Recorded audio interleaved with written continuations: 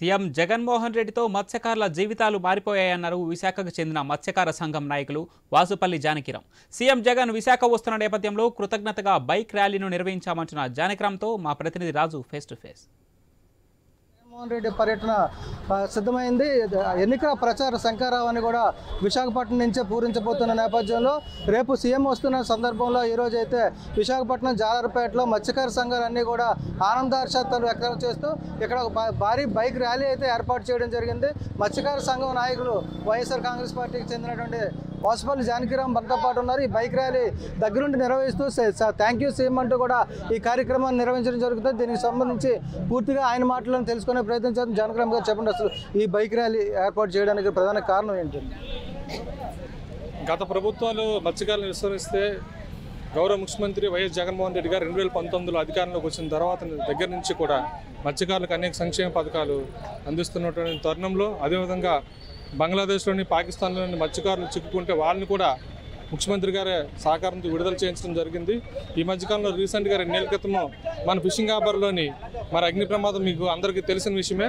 మరి అంత ఘోర అగ్ని ప్రమాదంలోని మత్స్యకారులు మరి ప్రాణాలు కోల్పోయే పరిస్థితిలోని ఇంకా జీవితాలు కూడా కోల్పోయాము, మా బ్రతుకులు ఎవరు బాగు చేస్తారని చెప్పి బాధపడుతున్న తరుణంలో ముఖ్యమంత్రి గారు మరి కుటుంబ పెద్దగా ఈ రాష్ట్రానికి పెద్ద దిక్కుగా ఉన్నటువంటి ముఖ్యమంత్రి గారు ఆయన పెద్ద మనసుతో మత్స్యకారులకు అందరికీ కూడా బాధిత మత్స్యకారులకు అందరికీ న్యాయం చేసేదానికి 7,11,00,000 రూపాయలు ఇవ్వడము, అదేవిధంగా కళాశ్రీకి కూడా దాదాపుగా 50 లక్షల రూపాయలు వాళ్ళకి కూడా నష్టపరిహారంగా అందించడం అనేది మత్స్య పరిశ్రమలో ఎప్పుడు కూడా అంత పెద్ద విపత్తు జరగలేదు, అంత పెద్ద సాయం కూడా జరగలేదు.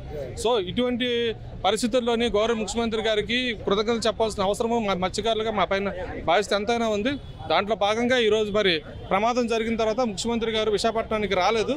మరి రేపు ఆయన ఏదైతే సిద్ధం అనే కార్యక్రమంతో ఎన్నికల ప్రచారాన్ని మొదలు పెడుతున్నారు కాబట్టి ఆయనకి ఘనంగా స్వాగతం పలకడం అనేది రేపు ఎన్నికలు సిద్ధమవుతున్నారు. ఈ నేపథ్యంలో దక్షిణ నియోజకవర్గంలో మీ పేరు కూడా వినిపిస్తుంది. అంటే రాజకీయంగా భవిష్యత్తులో మీరు పోటీ చేసే అవకాశాలు ఏమైనా? మా కుటుంబం దాదాపుగా 25 సంవత్సరాలుగా గౌరవ మాజీ ముఖ్యమంత్రి వైఎస్ రాజశేఖర రెడ్డి గారితో అనుబంధం ఉన్నటువంటి కుటుంబం నుంచి వచ్చిన వాళ్ళమండి. కాబట్టి ముఖ్యమంత్రి గారు నిజంగా యువతకి ఎంతోమందికి ప్రోత్సహిస్తున్నారు.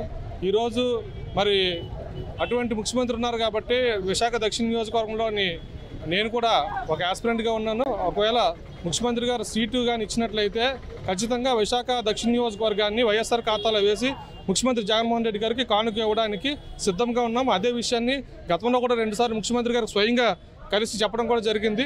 అన్న అయితే నా విషయంలోనే సానుకూలంగా స్పందిస్తారని అనుకుంటున్నాను. ఏదైతేనప్పటికీ కూడా రాబోయే 2024 ఎన్నికల్లో జగన్మోహన్ రెడ్డి గారు ముఖ్యమంత్రి అయితేనే మళ్ళీ మత్స్యకారులకి ఏ కష్టం వచ్చినా సరే ఆదుకున్న నాయకుడు ఉన్నాడని చెప్పి అనుకోవచ్చు. దాంట్లో భాగంగానే ఈరోజు ఈ కార్యక్రమం చేస్తున్నాము.